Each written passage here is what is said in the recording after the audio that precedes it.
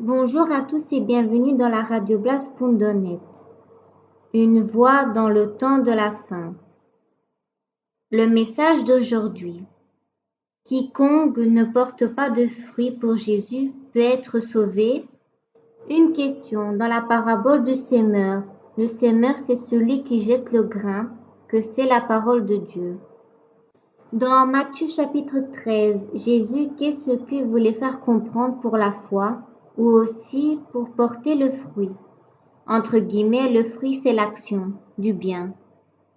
Qui confesse Jésus-Christ comme sauveur et pas qui porte de fruits, c'est l'action du bien.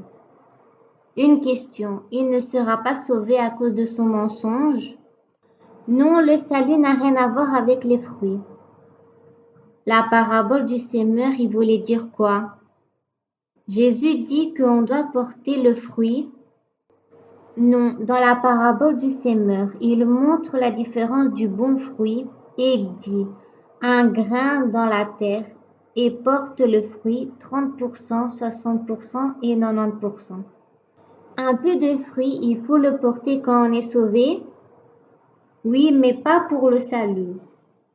Le fruit, l'action, c'est automatiquement si tu as le salut, tu es sauvé. Si tu ne donnes pas la lumière, t'as pas de lumière. Si tu es assis dans une église du dimanche matin, mais tu ne donnes pas le salut à des personnes perdues, fais attention parce que toi aussi tu ne l'es pas. Si tu es une lampe qui ne donne pas de lumière, tu es une lampe mais tu es fausse. Tu ne donnes pas de lumière. Donc le fruit, si tu es sauvé, tu dois avec le fruit, l'action, adorer le Seigneur, aimer le Seigneur, prêcher l'Évangile, pas avoir la honte du Christ. Ça se peut que parfois t'as honte, mais t'es sauvé. Mais Jésus dit dans l'Apocalypse, chapitre 3, verset 14, « Il te vomit dehors. » Attention de ne pas avoir honte de Jésus. Il y avait des chrétiens jetés aux lions, et les lions les mangeaient. Ils n'allaient pas en arrière, parce qu'ils disaient, « Si je vais en arrière, je ne sais pas si je suis sauvé. » Prenez l'Écriture, Matthieu chapitre 24, verset 13.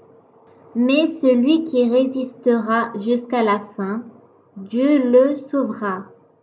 Donc on ne peut pas aller devant le lion et dire « Moi j'ai peur, ça se peut que tu n'es pas sauvé. » Donc le salut est gratuit avec la foi, par la grâce du Christ.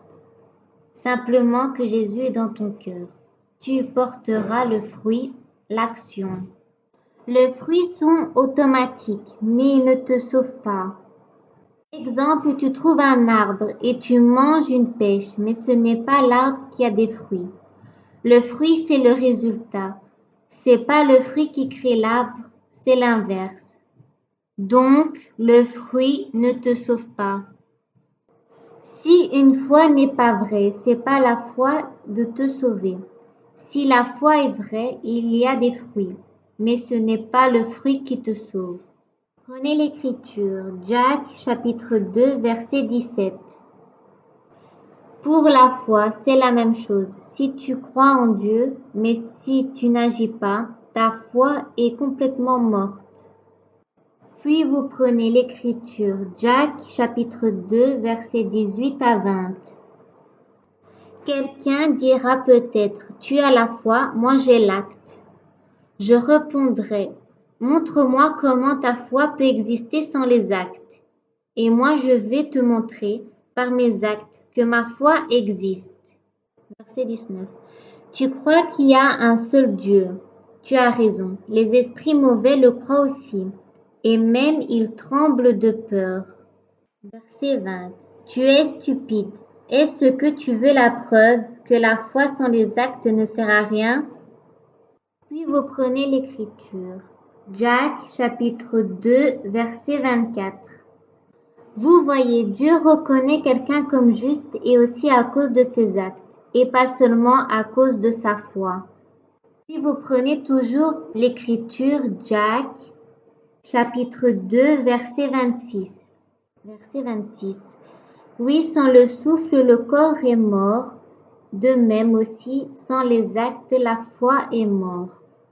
Donc, si ta foi n'a pas d'action est morte, ça ne signifie pas que l'action te sauve. C'est le résultat. Fin de ce message, que Dieu vous bénisse.